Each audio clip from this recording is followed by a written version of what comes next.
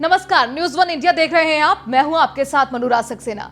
अन्नदाता की रणभेरी दिल्ली घेरी। जी हां, किसानों के दिल्ली चलो आंदोलन का 7वां दिन है। कृषि कानून के खिलाफ किसानों का प्रदर्शन लगातार जारी है। Singhu border, Tikri border, Delhi Noida border, Ghazipur border पर किसान डटे हुए हैं। बीते दिन सरकार और किसानों के बीच बातचीत हुई, लेकिन उससे हल कोई नहीं निकला। अब कल फिर किसानों सरकार के बीच बातचीत होगी। इस बीच जींद खाप ने चेतावनी दी है कि किसानों की मांग नहीं मानी तो दिल्ली नहीं भेजेंगे दूध, फल, सब्जी। सबसे बड़ा सवाल यही है कि क्या कल जब वार्ता की टेबल पर किसान और सरकार बैठेंगे तो समाधान निकलेगा।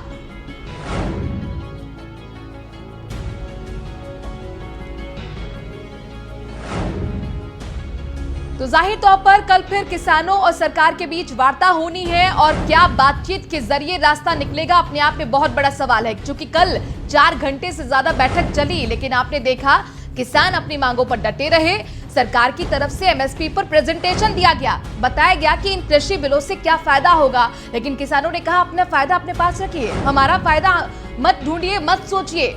समिति बनाने का ऑफर भी दिया गया सरकार की तरफ से। कृषि मंत्री नरेंद्र सिंह तोमर, रेल मंत्री पीयूष गोयल इस बैठक में मौजूद थे और दोनों मंत्रियों ने कहा किसानों से कि ठीक है, आपके जो पॉइंट्स हैं, आपके जो सुझाव हैं, उसे रखने के लिए आप 4 से 5 लोगों को ले आइए। इसमें कृषि विशेषज्ञ भी होंगे, सरकार की तरफ से प्रतिनिधि भी होंगे, एक कमेटी बन जाएगी और फिर हम चर्चा को आगे बढ़ाएंगे। समिति के ऑफर को भी किसान ठुकरा चुके हैं। ऐसे में सवाल यह है कि फिर आगे रास्ता क्या होगा। हालांकि कल एक बार फिर बैठक होनी है। नेगोशिएशन जो डेडलॉक था वो तो टूटा है, क्योंकि अभी तक बातचीत नहीं हुई थी, बातचीत शुरुआत हुई है। लेकिन उम्मीदों की बैठक को क्या वाकई बहुत ज्यादा उम्मीदों के साथ देखना चाहिए। एक तरफ हम उम्मीद की बैठक तो कह रहे हैं, लेकिन जिस तरीके का कल बातचीत का हश्र रहा, बेनतीजा बैठक रही, तो ऐसे में सवाल यह है कि बातचीत के जरिए या प्रेजेंटेशन के जरिए किसानों को सरकार कन्विंस कर पाएगी। ये यश प्रश्न सरकार के सामने बना हुआ है। सरकार के लिए बहुत बड़ी अग्नि परीक्षा है, क्योंकि लगातार किसानों को जत्था यूपी बॉर्डर की तरफ बढ़ रहा है। आपको बता दें कि शाम तक हजारों की संख्या में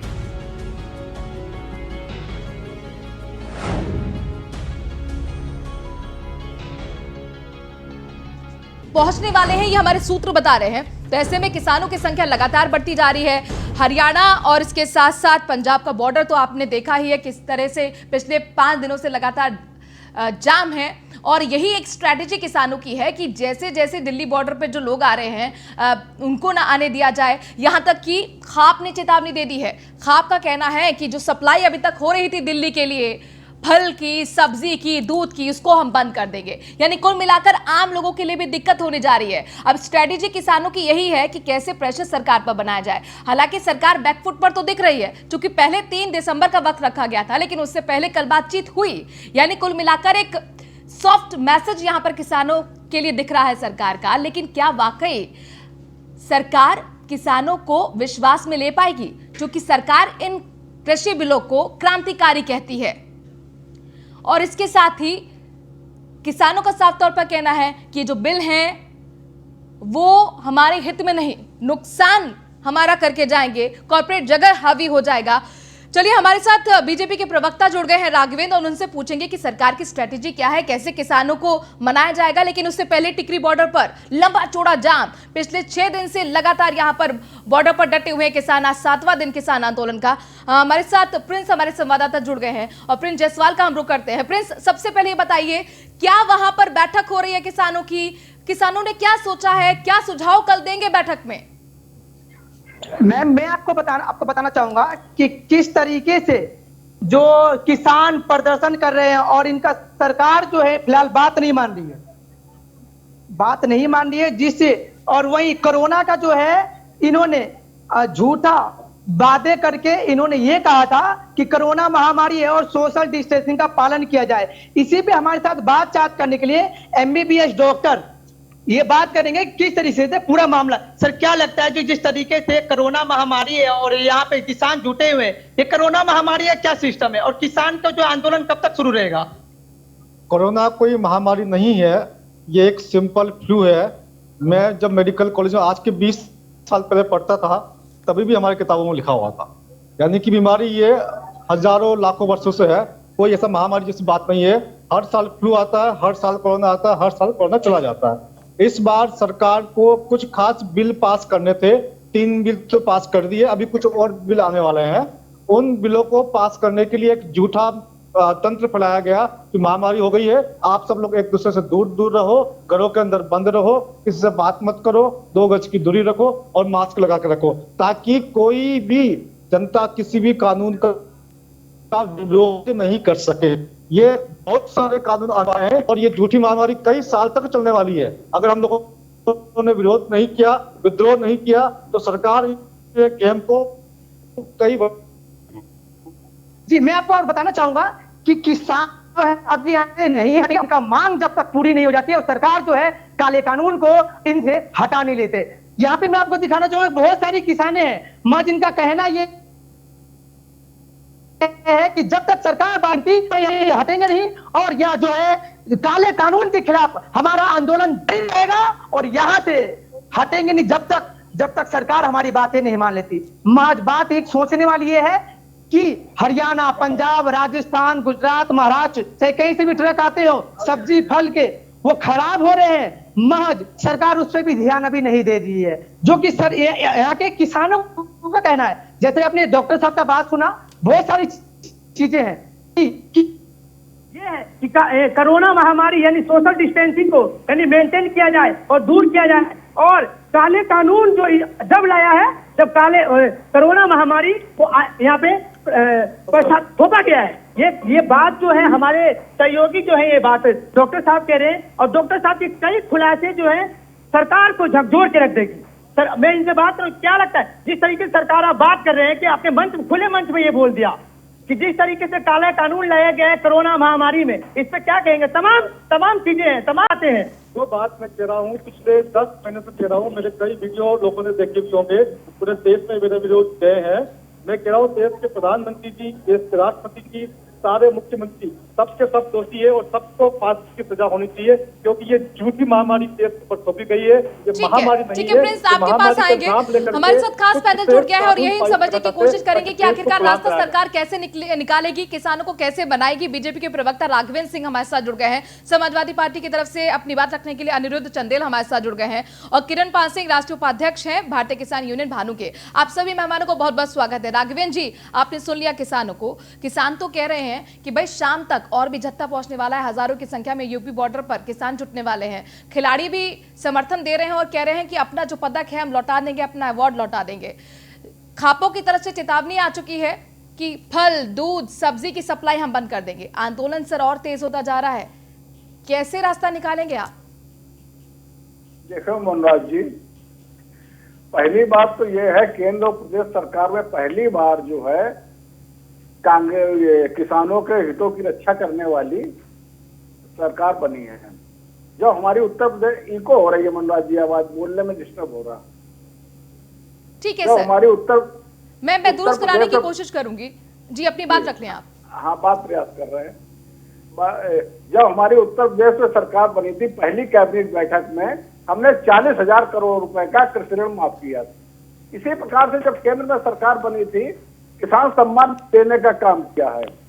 6-6 हजार रुपए हर गरीब किसान के खाते में बिना पूछे बताए आ जाते। इससे पहले केंद्र और प्रदेश सरकारों में खूब सरकारें रही है, कभी किसानों के हित में कोई निर्णय नहीं लिया गया है, सीधे किसानों को कोई फायदा नहीं। राघवेंद्र जी, चलिए मान लिया आपने अच्छे फैसले लिए, लेकिन मुझे बता दीजिए फिर किसान क्यों नाराज है, फिर सड़कों पर क्यों है? अरे मनराज जी, किसान नहीं है, इसके पीछे कांग्रेस सरकार है। कांग्रेस सरकार कांग्रेस पार्टी है। कांग्रेस पार्टी की धरातल बिल्कुल सरक चुकी है, वो समझ रही है मैं एक्सपोज हो गई हूँ। अच्छा, उत्तर प्रदेश में सर ये बताइए, यूपी में कांग्रेस है क्या? हरियाणा में कांग्रेस है क्या सर? उत्तराखंड में कांग्रेस है क्या सर? वहाँ के किसान भी तो जुटे हुए हैं सर। मनराज जी, देश में अगर हम देखें डायरेक्ट इनडायरेक्ट 1,000 करोड़ किसान है, 100 करोड़ किसान है। अगर हम उसको आंदोलन में देखें तो मात्र कुछ हजार किसान पंजाब के पीछे हुए हैं। उत्तर प्रदेश शांत है, हरियाणा शांत है, पंजाब शांत है, गुजरात शांत है, मात्र पंजाब को छोड़ करके शेष देशों में क्यों नहीं? उत्तर प्रदेश कहाँ शांत दिख रहा है? किरण पाल जी हमारे साथ जुड़े हुए ना, भारतीय किसान यूनियन के राष्ट्रीय उपाध्यक्ष भानु के। किरण पाल जी, उत्तर प्रदेश को निकाल दिया यहाँ पर, सिर्फ पंजाब को आगे कर दिया, एक प्रदेश का आंदोलन बता दिया है यहाँ पर राघवेंद्र सिंह जी ने। राघव भाई को या तो ज्यादा ये नहीं पता कि ये सत्ता को लाने वाले, भाजपा को लाने वाले सभी किसानों गांव के लोग थे। और अभी आप देखिए नोएडा के बॉर्डर सील है, गाजियाबाद के बॉर्डर सील है, उधर फरीदाबाद के बॉर्डर सील है। तो क्या ये यहाँ भाजपा सरकार नहीं है? या ये किसानों के आंदोलन को अगर इसके राजनीतिक उसमें बांटते हुए किसानों का दुर्भाग्य है, किसान यूनियनों का दुर्भाग्य है, क्योंकि जब बच्चे लोग हैं तो सत्ता नहीं है, इन्हीं का नाम सत्ताधारी। जबकि सत्ताधारी जब भाजपा नहीं थी तो किसान आंदोलन करते थे, तो इनको नाम कहते थे कि ये क्या भाजपा का सपोर्ट है, भाजपा की लागे कांग्रेस सपा का सपोर्ट है। अरे भाई राघवेंद्र जी, ऐसा नहीं है। किसानों 5 दिन से आए हैं, आज वार्ता, और क्या ऐसा दिखाने जा रहे हैं किसान अपने नाम पे कि भाजपा सरकार को हटा रहे हैं, परंतु ये बताता है को बनाना आता है, किसानों को, गरीब के लोगों को तो हटाना भी आता है। ठीक है किरण पाल जी, थोड़ा आराम से बोले तो मुझे लगता है कि बेहतर तरीके से आपकी आवाज आ पाएगी। अनिरुद्ध जी, मेरा आपसे सवाल है, क्या सरकार यहाँ पर किसानों की शक्ति को, नाराजगी को कम करके आंक रही है? उत्तर प्रदेश को तो साइडलाइन कर दिया यहाँ पर राघवेंद्र जी ने, कह रहे हैं यूपी बॉर्डर पर कोई नहीं है, जबकि नोएडा डीएनडी बंद हो गया था कुछ देर पहले, एक्सप्रेस वे घेर के बैठे हुए हैं, गाजीपुर में पिछले 5 दिनों से किसान बैठे हुए हैं। अनिरुद्ध जी देखिए, इन लोगों के आंखों में पट्टी बंधी है, इनको समझ में नहीं आ रहा है, इनको ये लोग क्या ना जानबूझ के अनजान बने हुए हैं। भारतीय जनता पार्टी के जो नेता और प्रवक्ता यहाँ पर बात कर रहे हैं, इनको ये समझ में नहीं आता है किसान की जो अनदेखी कर रहे हैं, ये इनको 2022 में बहुत भारी पड़ने वाली है। और किसान पूरे हर दिल्ली को चारों तरफ से किसानों ने सील कर रखा है।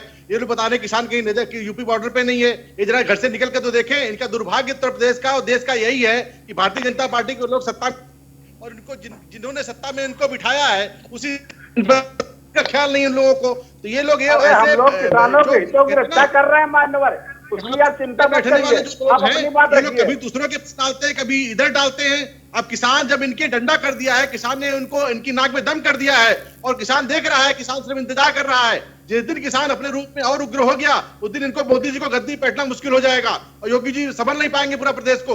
ये किसानों को हल्के में ना ले, किसान अगर सत्ता बना सकता है, इनको गद्दी पे बिठा सकता है तो इनको उखाड़ के फेंक भी सकता है। राघवेंद्र जी, 2022 में कहीं नाराजगी भारी ना पड़ जाए आप लोगों के लिए?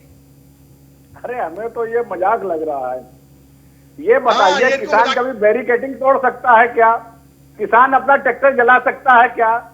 किसान खालिस्तान समर्थन के नारे लगा सकता है क्या? किसान ये कह सकता है मैंने इंदिरा गांधी की हत्या कर दी, मोदी को भी ऊपर भेज सकता हूँ, ये कर सकता है क्या? अरे शर्म आनी चाहिए कांग्रेस के लोगों को, जो पीछे खड़े होकर किसानों को जो ये आंदोलन चला रहे हैं। मैंने जब देखा कांग्रेस बाहर उठी। आप कह रहे किसानों का आंदोलन किसान ड्राइव नहीं कर रहे हैं, गुंडे हैं वो, गुंडे हैं, आप ये कह रहे हैं?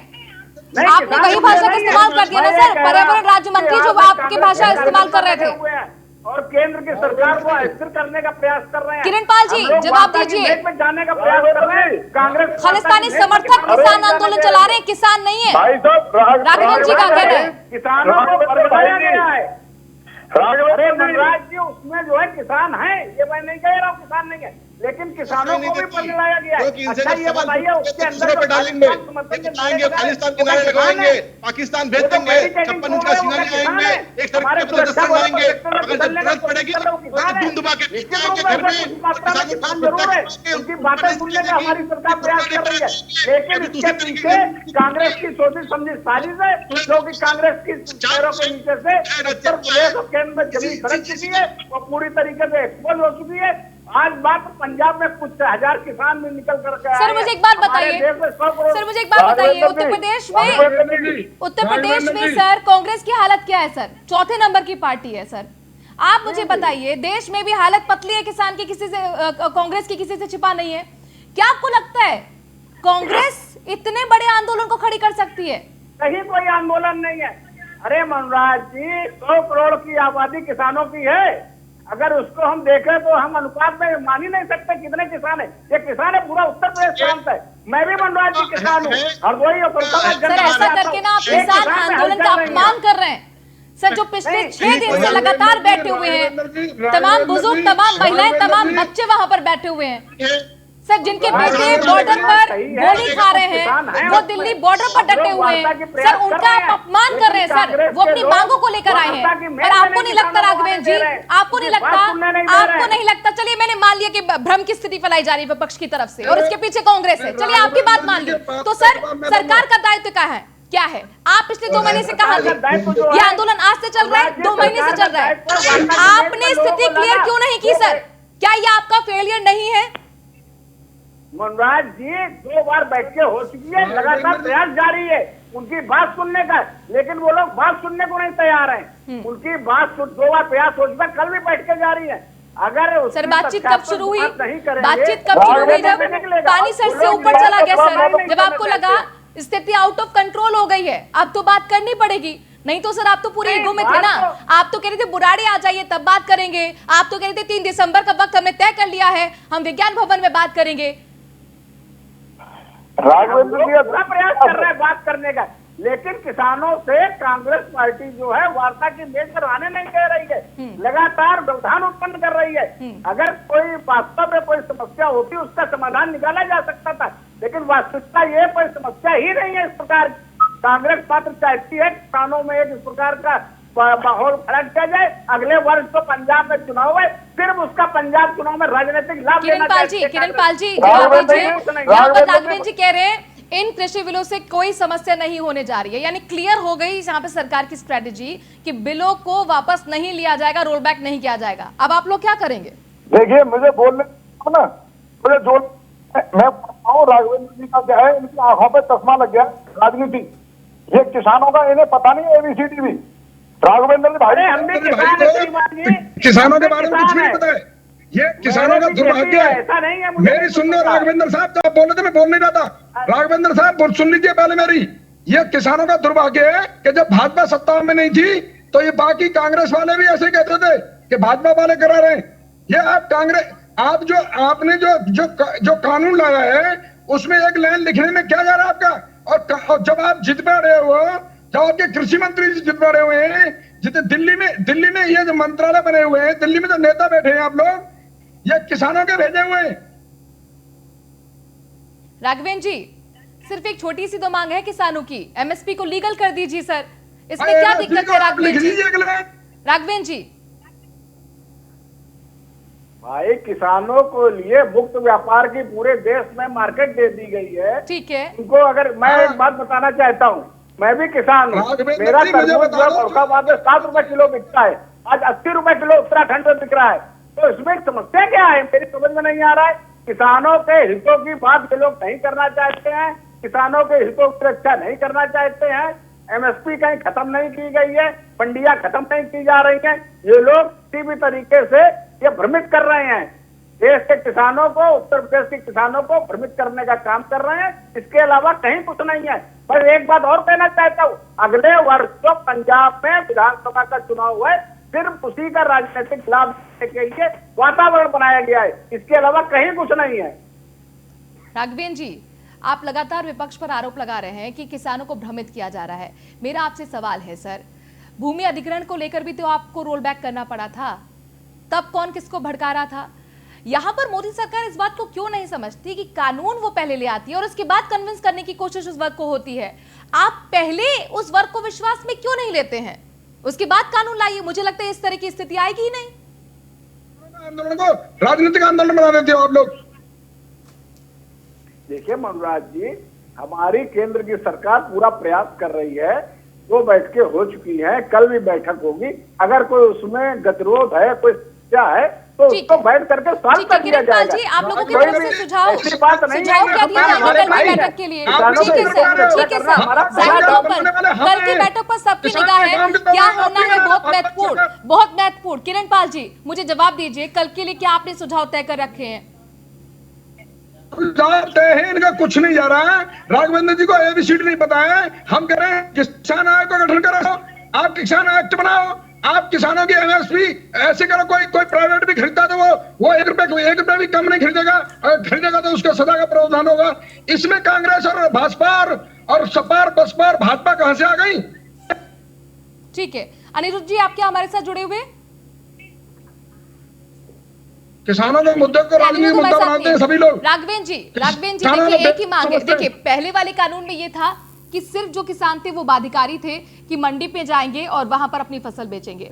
अब आप लोग जो कानून लाए हैं उसमें आपने ऑप्शन दे दिए कि मंडी से बाहर भी आप लोग फसल बेच सकते हैं, लेकिन पहले वाले कानून पे एमएसपी सुनिश्चित थी। यहाँ पर किसानों को कहना है कि ये जो आप कानून लेकर आए हैं इसमें एमएसपी का जिक्र कहीं भी कानून के अंदर नहीं है। वो कहते हैं कि आप एमएसपी की गारंटी हमें दे दीजिए, आप इसे लीगल कर दीजिए। तो राघवेंद्र जी मुझे बताइए, क्या सरकार इस मांग को लेकर विचार कर रही है? क्या सोचा है एमएसपी को लेकर आप लोगों ने? देखिए मनराज जी, वार्ता की मेजें तैयार हैं, 2 बैठकें हो चुकी हैं। अगर हमारे मंत्रीगण को, प्रधानमंत्री को लगेगा कि हमको कहां पर निर्णय लेना है, कहां पर फेरबदल करना है, उसमें किया जाएगा।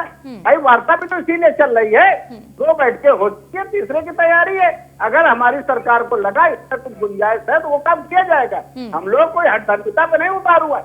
लेकिन मैं बार बार कहना चाहता हूँ, जो कांग्रेस पार्टी है वो जो है इसके पीछे खड़ी हुई है और कांग्रेस कहीं रह भी गई है पूरे भारत में। आप तो राजनीतिक आंदोलन बनाते हो। ही नहीं है उसके। ये बताइए, किसान लोग जो हैं, पंजाब के किसान खालिस्तान समर्थक के नारे लगाएंगे, वो लोग बैरिकेडिंग तोड़ेंगे, वो लोग पथराव करेंगे। असामाजिक लोग अगर आंदोलन को बदनाम करने की कोशिश कर रहे हैं तो सर किसान आंदोलन के ऊपर आप प्रश्न चिन्ह नहीं लगा सकते हैं सर। ये उनका आप अपमान कर रहे हैं जो भूखे प्यासे अपना घर बार छोड़कर पिछले 7 दिनों सर बॉर्डर पर डटे हुए हैं सर। चलिए मेरे पास वक्त इतना है, वक्त इतना ही है। किरण पाल जी बहुत बहुत शुक्रिया, राघवेंद्र जी आपका बहुत बहुत शुक्रिया, अनिरुद्ध आपका बहुत बहुत शुक्रिया और प्रिंस आपका भी बहुत बहुत शुक्रिया ग्राउंड जीरो रियलिटी हमें बताने के लिए। वक्त थोड़े से ब्रेक का है, खबरों का सिलसिला जारी है न्यूज़ 1 इंडिया पर।